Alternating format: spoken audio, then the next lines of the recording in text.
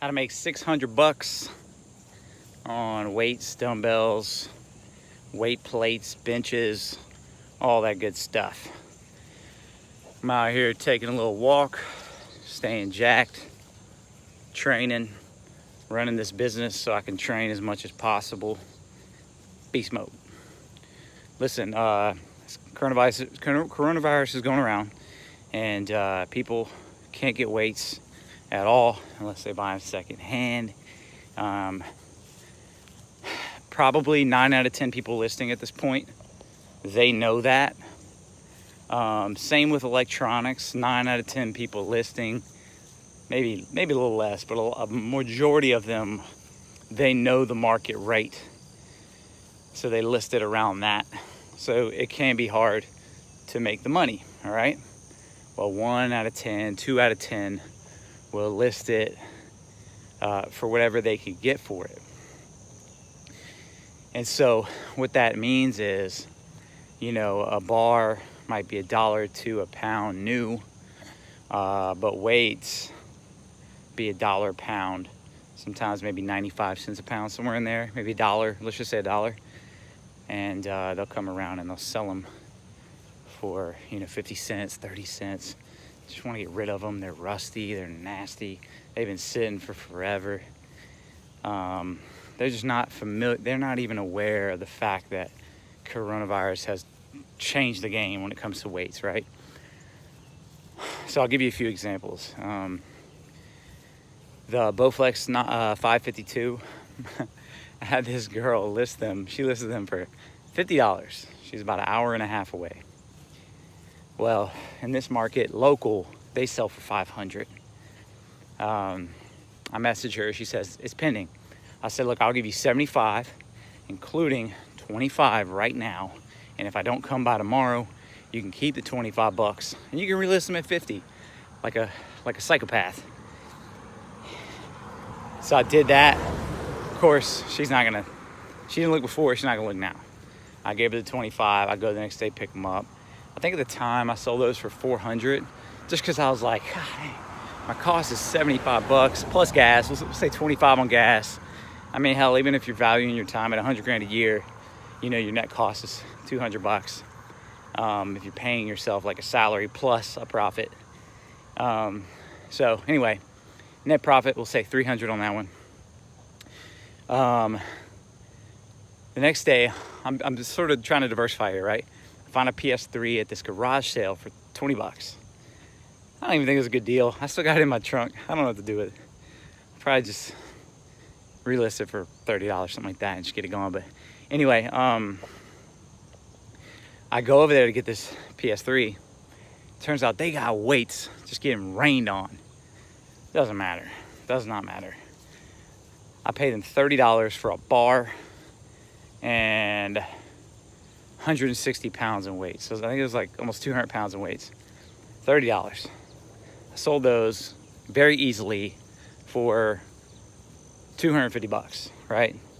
It's almost 10x my money. Next day, I see Bowflex 552s. Bought them for 300, sold them for 500.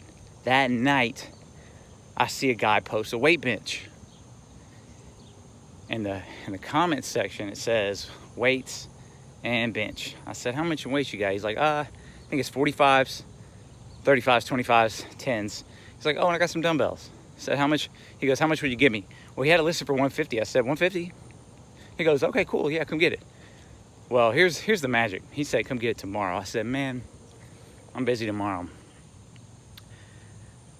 I'm not busy tomorrow. But what I know is, if I wait till tomorrow, he's going to tell somebody, man, I got somebody for 150. And they're going to say, hey, man, I'll give you 200. They're going to do what I did. I said, no. I said, like, look, you got a neighbor you trust or a friend nearby or a roommate? He said, let me call my friend. Calls his friend. I go over there immediately and I go get those. It's a weight bench, crappy bench. Sold the bench for 50 bucks. It's got an Olympic bar, 45 pounder.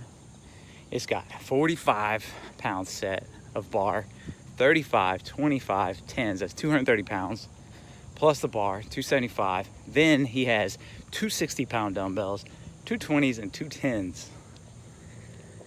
The rate people are paying right now, like for certain, that'll be a $500 flip.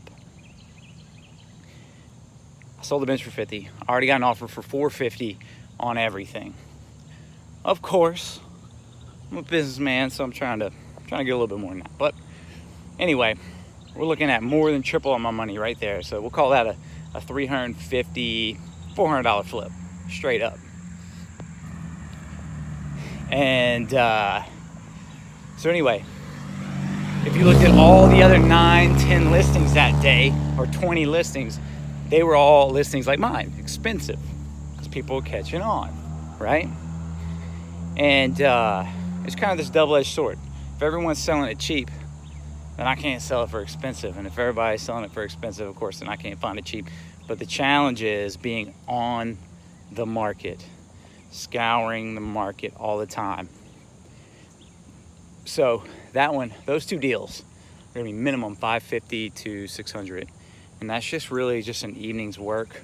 In this case, the weights were in good shape, so I didn't have to restore them or anything. Sometimes you can soak them in vinegar, wipe the rust off, spray paint them, do all that good stuff, and that works. That helps a lot, but I prefer to just buy them and resell them if I can.